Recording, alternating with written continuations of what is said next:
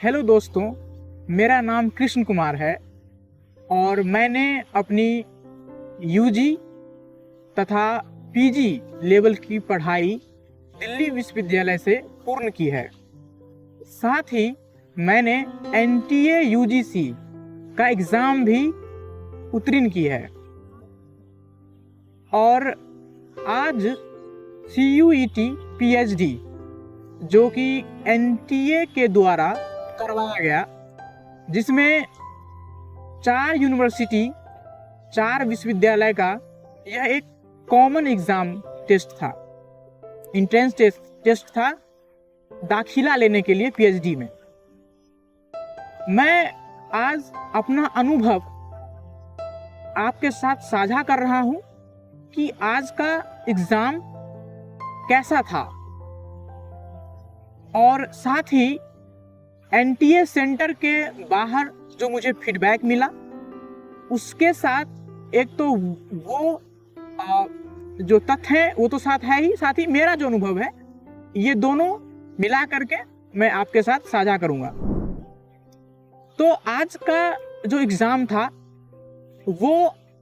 न तो बहुत ही ज़्यादा हार्ड था और न ही बहुत ही ज़्यादा इजी था। हम यह कह सकते हैं कि आज का एग्ज़ाम एवरेज था, जिसमें हर प्रकार के बच्चों के लिए, चाहे वो बच्चा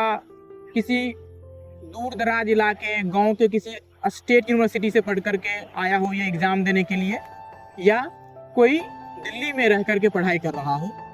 काफ़ी टाइम से, क्योंकि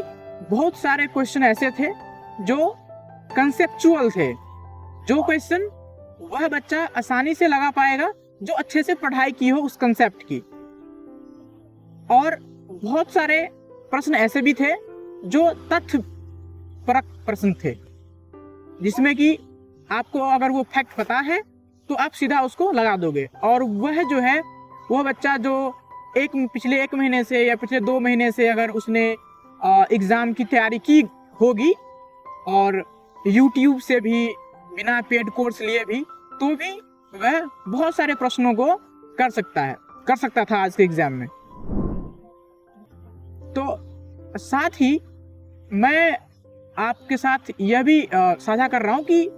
आज के एग्ज़ाम में कौन कौन से ऐसे महत्वपूर्ण विचारक थे जिससे प्रश्न पूछे गए, और साथ ही कौन से ऐसे विचारक हैं जिससे ऐसा लगता है कि एनटीए अब उससे प्रश्न पूछेंगे आने वाले एग्जाम्स में, और आज भी पूछा गया है कुछ नए थिंकर्स भी, जिससे कि आमूमन हमें इससे पहले इस एग्जाम से पहले प्रश्न देखने को नहीं मिलते थे, परंतु आज जो है पूछा गया है। जैसे बेंजामिन कंस्टेंट हो गया, कार्ल मार्क्स हो गए, J.S. मिल हो गया, बेंथम हो गया, महात्मा गांधी, इन सब से जो है पहले के एग्जामों में प्रश्न अक्सर पूछे जाते रहे हैं और यह आज के एग्जाम में भी पूछे गए। यह जो थिंकर है ये बहुत महत्वपूर्ण थिंकर है पॉलिटिकल साइंस के, परंतु आज के एग्जाम में कुछ ऐसे भी थिंकर पूछे गए, प्रश्न पूछे गए जो आमूमन इससे पहले देखने को नहीं मिलता है। जैसे आशुतोष वार्ष्णेय, D.D. बासु, और जो अतुल कोहली से तो पहले ही पूछा जाता था और आज भी पूछा गया, रुडोल्फ एंड रुडोल्फ, इन सभी से क्वेश्चन पूछे गए। इसके बाद पार्था। तो यह सब जो विचारक हैं, यह सब महत्वपूर्ण विचारक हैं जिससे प्रश्न पूछे जा रहे हैं। इससे आगे मैं अब बात करूंगा कि एनटीए द्वारा या इससे पहले विश्वविद्यालय जो अपने स्तर पर जो पीएचडी में एडमिशन लेने के लिए जो एंट्रेंस टेस्ट करवाता था उसमें, और आज जो CUET PhD का जो एंट्रेंस हुआ है, इसमें मुख्य अंतर क्या है? तो सबसे पहला अंतर तो यही हमें देखने को मिलता है कि इससे पहले विश्वविद्यालय अपने स्तर पर एग्जाम करवाता था और साथ ही वह अपने उसका लेवल क्या है, उस विश्वविद्यालय का लेवल क्या है, साथ ही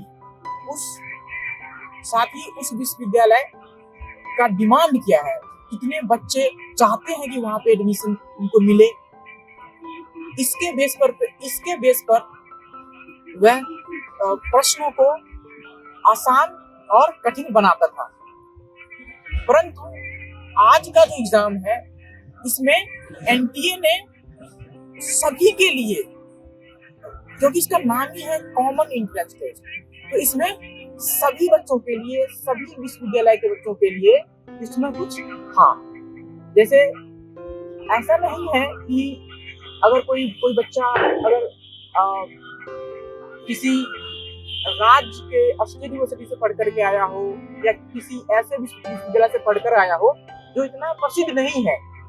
एजुकेशन के लिए,